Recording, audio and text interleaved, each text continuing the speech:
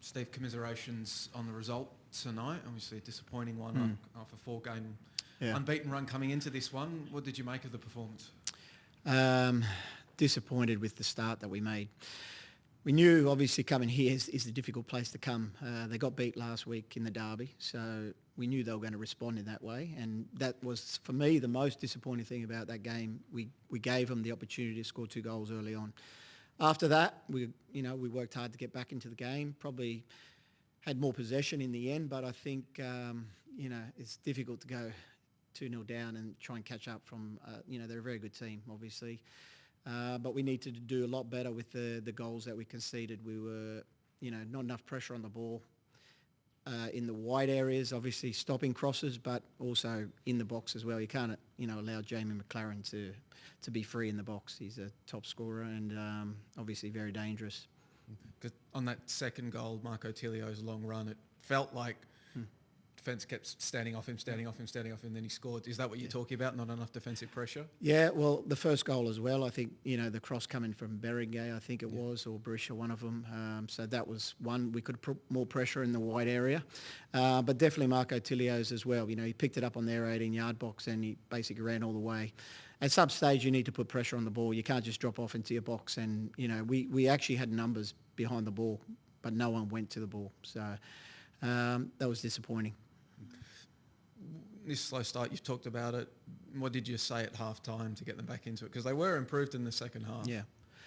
Yeah, listen, we spoke about what we had to do better. I even think after the first 2 goals, we actually got back into it. We played some good football. We kept the ball a lot better.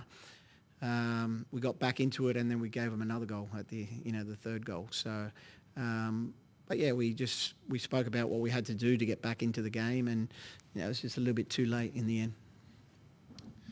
Just wondering, in the 55th minute, the Van der Ven, the VAR, did that sort of catch you by surprise that he was given yellow, or how did you understand the rules today? If they're going to look at it for VAR, and for me, it's a red card. From what I saw of the replay, I didn't see it first on, but it looked like he actually elbowed him in the face. And he wasn't watching either. Like, he knew where he was and he elbowed him in the face. For me, that's, you saw in the other games, that's a red card. So I don't know why and how it's a yellow card. And obviously, you mentioned earlier, you had, in the second half, you had quite a bit of improved showing, like you were coming and pressing. If they went down to 10 men with over half an hour to go, that could have changed the game, couldn't it? Could have, but obviously, it didn't work out that way. He stayed on with the yellow card. But, it was good to see Kucharski, obviously, for us, coming back in. He's been out injured. I think he made a difference when he come on as well. Gave us fresh legs. Parsons did quite well as well. We had a couple of chances towards the end. Might you seek clarification on that VAR situation? I think we might. We got the opportunity to speak with them about it. I think if in first half, I think there was possibly a penalty on Max Burgess as well in the box. But they said they looked at it, but we'll ask the question and see what they say. But it doesn't really matter at the moment, does it? Jack Rodwell, he was on the bench today, didn't make an appearance. He was named. How close was he to starting in this one? Not close to start. No, he's only just come back. We want to give him. The reason why I didn't put him on is 3-1 down. I think it was difficult to throw him on in that situation when he's only just come back. So for us, we'll give him another week's training, and we'll keep improving his fitness, and then we'll get him on the pitch and for the run in home.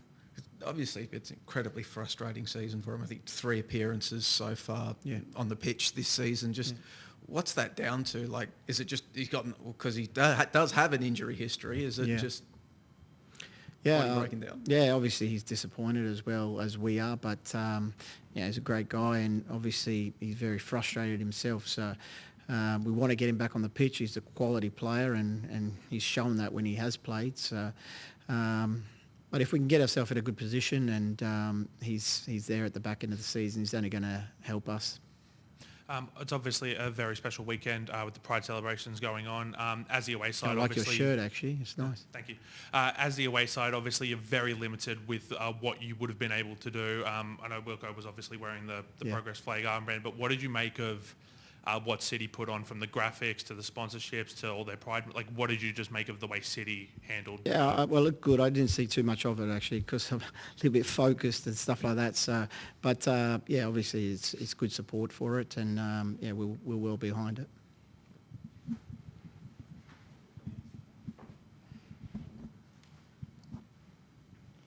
I just wanted to ask about Max Burgess's performance. I thought, despite the result, he seemed to play pretty well. Just how do you feel he's been this season for your side?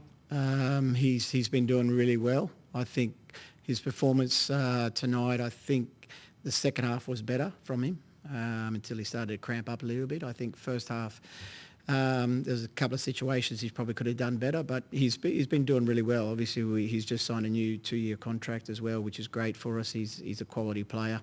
Can play numerous positions as well, which is good. So, but I think he had a very good second half. Yeah.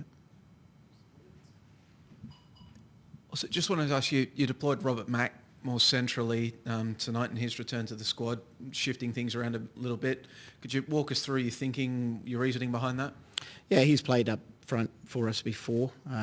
He's played up front a couple of times, Celtic game, and I think might have been the City game last time, can't remember. But yeah, he's done it before. We get forward runs from him, which, he showed with his goal, good forward run.